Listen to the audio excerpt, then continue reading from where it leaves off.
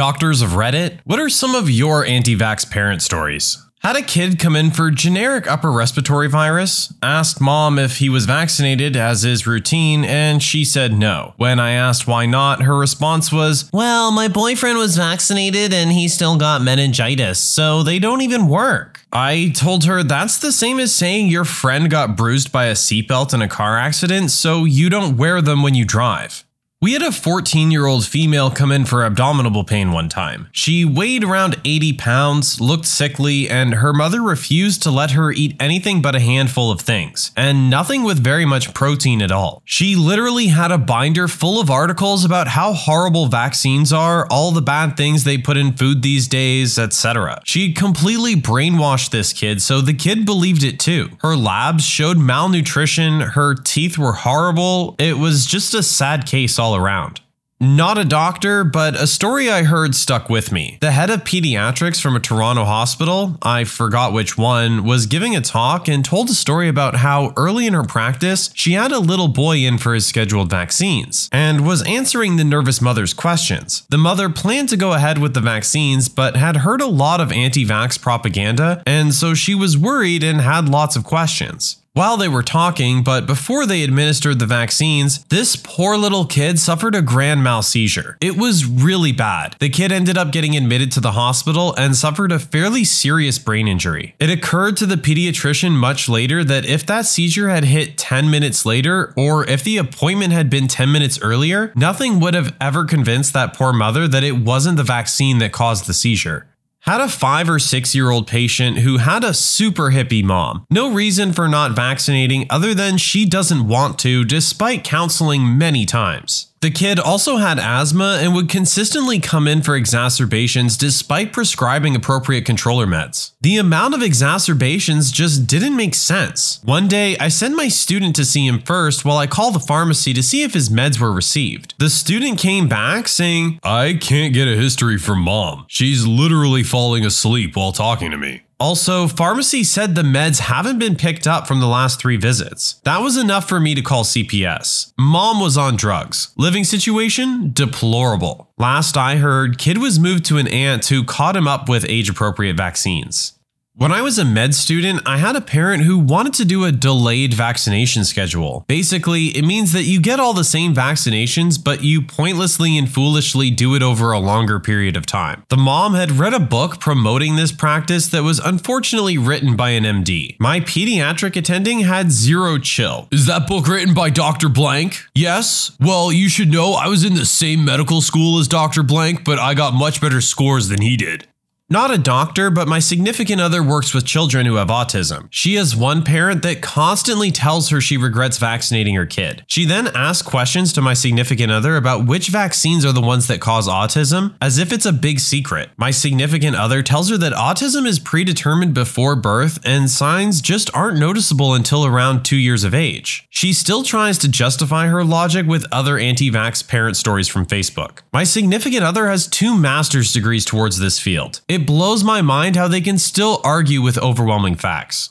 Nearly qualified pharmacist here, so obligatory, not a doctor. Our pharmacy offers travel vaccines for people going away to countries with a high likelihood of severe tropical disease. Star parenting goes to the parents who got themselves vaccinated for rabies, but not their 2 elementary school-age children. This one just makes no sense to me. You obviously understand the dangers, but don't want to protect your children?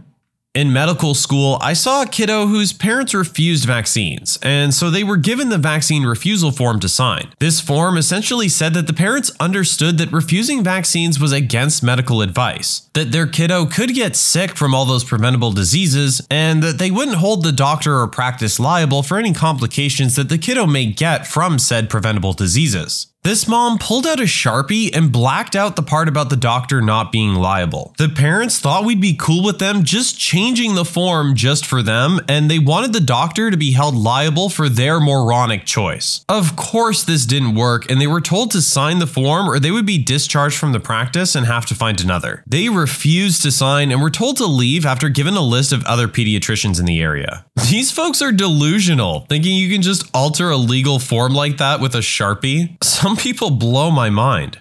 Med school student here. I was getting my hair cut and I was talking to the barber about how more people should get the new meningitis B vaccine since I know a person who got meningitis B and almost died. The desk lady went off about how vaccines are dangerous and pretty much hit every single anti-vax talking point. I explained the actual facts behind vaccines and said that I'm studying medicine. I think I might know what I'm talking about. And then she went off about professors not knowing what they're talking about and that they just teach what they're told to teach so that we can all be brainwashed into supporting the big pharmaceutical companies, and that my proof was all fabricated by them.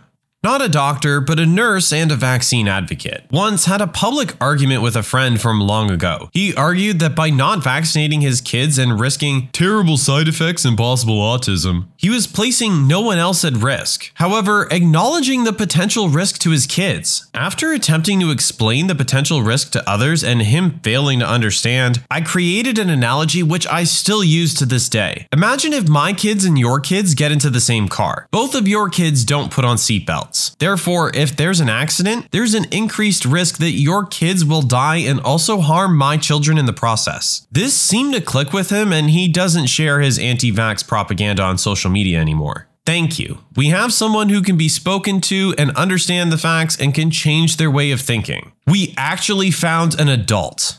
Not directly related to my being a doctor, but a mutual friend of mine and my wife's is a chiropractor and anti-vaxxer. Refused to vaccinate her first two kids. I didn't want her or her kids coming anywhere near our place when we had newborns or kids because of the risk her unvaccinated kids placed on my partially vaccinated babies. She got all offended, saying the usual rubbish like, "If vaccines work, what do your kids have to fear?" And "Your kids are more risk to mine because they'll be shedding viruses." Her third child was born with cystic fibrosis, which makes them very susceptible to all forms of respiratory and airborne infectious diseases. Suddenly, the whole hypocritical family is vaccinated against everything.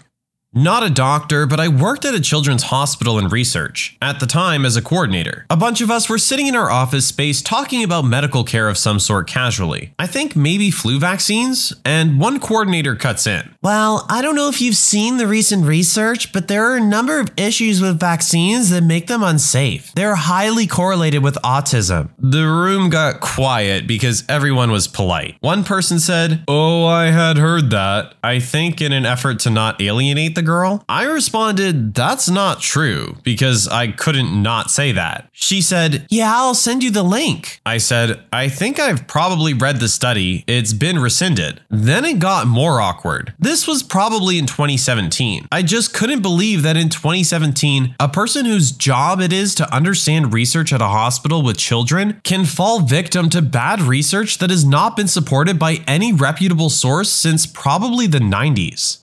I'm not a medical doctor, but a mental health therapist. Went to do a new client intake, and while asking the mother about the kid's medical history, vaccination records, etc., she said he wasn't vaccinated because vaccines cause autism and she didn't want to risk her son getting it. Then when I meet the kid, within 5 seconds of laying eyes on him, I could tell he was autistic. Worst part was that when I told her, she became very upset and started yelling at her husband saying he must have gotten the kid secretly vaccinated, and then immediately ran out of the house and took the kid to the emergency room for testing and just left me and the dad in the living room just kind of staring at each other. Never answered my calls or texts again after that, and I had to get DCF involved. I was a medical student when this happened. My attending pediatrician gave me a heads up about the parent I was about to see and decided it would be best if he came into the room with me. 4-year-old kid came in with a horrible cough and difficulty breathing. It was almost surely pertussis, aka whooping cough. The kid was coughing so bad he vomited on the exam table. He went on to ask about vaccinating her kid, and of course she replied no, even though her son was damn near coughing up his lung right next to her. I think my attending had seen enough and had enough of her not vaccinating her kid and had the following conversation with the kid's mom. Attending: "Miss Blank, I have to ask you, do you trust me as your son's doctor?" Mom: "Of course I do." Attending: "Well, there's two problems here that we need to address. One, you either think you're more knowledgeable than me when it comes to medicine, and if that's the case, I should no longer be your son's doctor. Or you don't trust me as a physician, and in that case, I shouldn't be your son's doctor." Mom just sits there with a blank stare on her face. Attending: "Will you please reconsider giving your son a vaccine?" Mom: "No." My attending obviously obviously treated her kid, but after this whole ordeal resolved, he dropped her and her son as patients and referred them to another pediatrician. He'd had enough of her. I respected the heck out of him after he pulled this move. Pediatric resident here in the US. Our continuity clinic accepts everyone, including those kicked out of previous practices for anti-vaccination beliefs, which is a bit frustrating at times. Really, it's a mixed bag of how we handle these patients. Ostracizing the parents is only going to build further barriers between provider and kid, so that doesn't help. Frankly, what has worked best in my experience is to try to understand where the families are coming from, explicitly asking their thoughts on vaccines to let them voice their misunderstanding. Oftentimes, this is the first time they've been allowed to talk about their questions and concerns regarding vaccines with a trained MD who doesn't belittle them. Most frustratingly, it takes patience and time. Assessing where they're regarding change, pre-contemplation, contemplation, etc. helps determine where we are for vaccinating them today, in a month, or in a few months. One thing that I do draw the line on is to make sure that we see these kids more frequently than normal children, as they are at higher risks for illnesses because they're not vaccinated. No room for negotiation on that point. This helps twofold. First, it helps build rapport with the family, but also secondly, if they decide to take a delayed schedule, which is still not ideal but better than no vaccines, we can eventually catch them up to speed with their vaccinations by frequent return visits. Interestingly, it's always the yoga pants Karen types that are the anti-vaxxer, or pro-measles as I've been calling them lately, rather than the less educated single moms on welfare or the recent immigrants that speak no English. Ultimately, we're the kids' docs and their advocates, and are most effective when we ally with the families, or better put, get the families to ally with us, and do have to be stern after a certain point. It's a mix of being stern but also compromising to work with families to provide their kids with as much and the best care as possible. I really like this poster's point of view, and I think it's really interesting to hear it coming from someone who has to deal with these kind of people on a frequent basis in medical circumstances, but has found the best way to have the interaction without having the child suffer, which at the end of the day is the only one who would. I was a med student at the time on an OB rotation, was waiting for my attending when he came in and just basically grunted and lightly tapped his head off the keyboard before beginning to click away. I asked what happened and he explained that the couple that was here for a C-section were refusing vaccines. Now, vaccinating is a topic I have strong feelings about, so I asked him if I could go talk to them. He allowed it. I went in and introduced myself and said I had heard they did not want to vaccinate their soon-to-be-born and wanted to talk about any questions or misinformation they may have heard. Quick picture, young white couple, the father wearing a tank top, backwards hat with a tear tattoo under his eye. You get the idea. He explains, "My buddy out east, yo, he has kids and they got vaccinated and now they slow. I got other kids and they ain't vaccinated and they ain't slow. That's proof right there." I knew what I was getting myself into, but continued the conversation trying to let them know the truth about vaccinating. About 10 minutes later of me hitting my head against the wall, I realized there's no way I'm changing their minds. So I take my leave. I later come back to help bring the mother in to prep her for the C-section. It was myself and one nurse when the father stops us and says we can't take his wife anywhere without him. I explained it's a sterile environment and once we get prepped, I'll come out and bring him in. He still refuses and is getting upset at this point, which is when he drops the bomb. "If I'm not there, that's when you're gonna put the chip in her." I said, "Pardon?" He went on to explain he thought we were going to insert a chip that would control his wife or keep tabs on her or something along those lines. Ended up convincing him to wait 10 minutes and I would come get him. It took everything in my power not to write on her arm, "Insert chip here." During the surgery, my attending actually ended up convincing him to allow certain vaccinations. I can't remember which, but it was a small victory. I feel like Family Guy said it best. There's an episode where Lois and Peter kidnap this child to get him to a hospital because the parents believe prayer will heal their kid. So Lois eventually has to confront them and says something like, maybe the vaccines and medicines are God's answers to your prayers. So why keep praying if you're just going to wipe yourself with his reply? When I was a medical student, I had a 5-year-old patient who looked and acted like a 2-year-old. Failure to thrive. His mother was super weird. She shaved the sides of his head, something like a marine cut, but kept his hair long in the back. She refused to vaccinate him or even feed him certain foods. Her sister and her husband were trying to get custody of the child because his mother was weird and didn't take care of him properly. I suspect she was paranoid. She would literally fight and call you names if you attempt to suggest to put the kid on a proper hospital diet. She wanted to inspect the food first and make sure he eats only certain things. Long story short, the attending called county and they took the child away from her. Not a doctor yet, but a med school student. A fellow student of mine is very happy about not being completely vaccinated. She's also happy that our country, Germany, is still a free country considering vaccination, since she believes that they don't really work. At this point, I'd like to remind you that she is a medical student, and at least once a year, we have to have a medical checkup to make sure our mandatory vaccinations are in order, simply because we're studying and working at a hospital with a lot of immunocompromised patients. Anyway, she was happy to inform me that she only got the vaccinations that were absolutely mandatory. So she got no tetanus shot, for example, and believes she will never get tetanus simply because she doesn't want to and she believes that's enough, since our minds are so capable of healing our bodies if we let them go free. For example, by using hallucinogenic drugs. Luckily, that can only harm her and no others. I'm really not a bad person, but I kind of hope she cuts her foot on a rusty nail and gets a little bit of tetanus. Nothing that will kill her or have any lasting effect on her, besides maybe convincing her that vaccines work. I really don't want her to become a doctor. I had a kid come in that was super sick, 3 years old and in septic shock. He had the flu and another compounded viral infection, or maybe pertussis. Heart rate was close to 200, respiratory rate in the 50s, blood pressure in the 70s. The kid was so dry that we could barely get IVs into him, and I almost had to drill an IO. We dumped a ton of fluids into him, started him on vasopressors, and transferred him to the local children's hospital. I asked the mom if he was vaccinated, and she said, "No, vaccines have really bad side effects. They'll make you sick." I explained to her that not getting the vaccine had made her kid 10 times sicker than he ever would have been from any mild vaccine reaction. She told me I was a moron and that I obviously have no clue what I'm talking about, and that's the reason her kid was getting transferred. She also told me that recommending she vaccinate her kids was racist.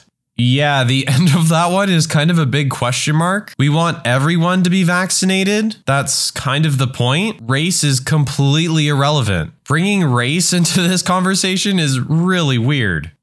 Got another one for you here. Same old story. Their pseudoscience gets them Facebook likes, but as soon as something arises, they are straight to the local emergency department demanding they be fixed. Demanding the best treatment. Demanding all the magic equipment is brought out to fix and save their kids' lives. But vaccines and big pharma are bad. Very bad. But please save my kid's life. I trust you now to fix the problem, but if you try to prevent the problem in the first place, you're a stupid doctor who works for big pharma. It's so stupid.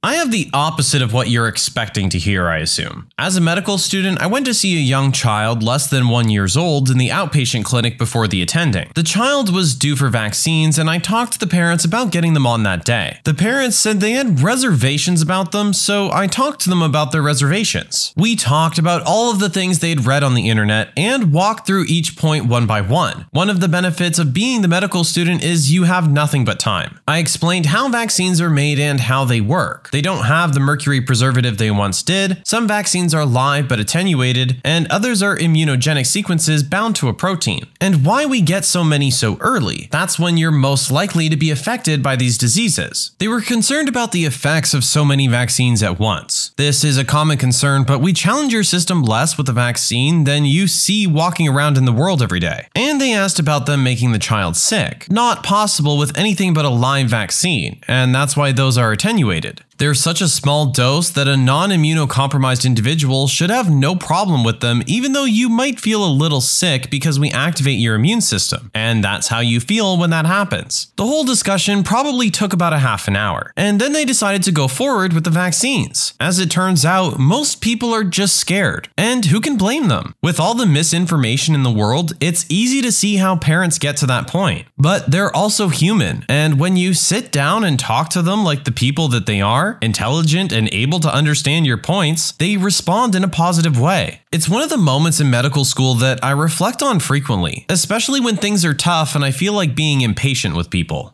Again, we have another doctor who's being very understanding of the parent's point of view. It's true that there's so much misinformation out in the world right now, and not just about vaccines. It's easy to get confused and get a little worried, especially when it comes to the health of your newborn. But like the poster said, you talk to them like adults and they will respond like adults. I had a mother bring in her child to see me as a new patient. When I saw that he wasn't vaccinated, I asked my nurse why not, and she told me that the mother had a religious exemption. When I entered the room, I asked the mom what the religious exemption was, and she said, "Oh, well, when he was a baby, he had a rash from the hepatitis B vaccine." I kindly told her that I couldn't care for her child because he was not only a risk to my staff, myself, but also to other patients in my office. She went off on me and ranted about, "I can't believe that every doctor's office I call refuses to treat my son because he's not vaccinated, and that the only doctor in the country that will see him can't see him for almost 2 months." I kindly stopped her and said, if I was one of the few that refused to treat your child, I would understand your frustration. But don't you think there's a message that not a single doctor in the entire county, save for one doctor who did some pretty questionable practices, think essential oils and stuff, will treat your kid? Then maybe there's a valid reason behind it? Yeah, she definitely wasn't happy when she left. I had a 76-year-old anti-vax patient the other day, although not really a parent story. Funnily enough, she came in for her flu vax and the conversation went like this while I was preparing to give it to her. "They're injecting too many chemicals into people nowadays." Me, confused, "Do you want your flu shot then?" Her, "No, I mean the children. Back in my day, we all had measles and got over it. I think it's better for the body's immune system to handle it." Me, actually, rates of deaths and complications from measles were much higher in the past compared to complications of vaccines. There's actually this video that explains it quite well, referring to the recent Kurzgesagt video. Her, "I despise those things. Computers, televisions, I won't watch it." Me, "Okay, let's just agree to disagree. Just thought it was funny how she obviously wanted protection from the flu instead of letting her immune system do the job while criticizing childhood vaccinations, when kids obviously lack a fully developed immune system. Also, she obviously wasn't getting her info from any up-to-date sources given her disdain of TV and computers, but I guess her gut feeling trumps my medical knowledge. When you subscribe, make sure to hit the bell to turn on notifications. Put the playlist on in the background to finish listening to all the stories, linked at the top of the description. And if you like Am I the Genius, give Am I the Jerk a shot, linked in the description too. Either way, thanks a lot for watching, and we'll see you guys next time.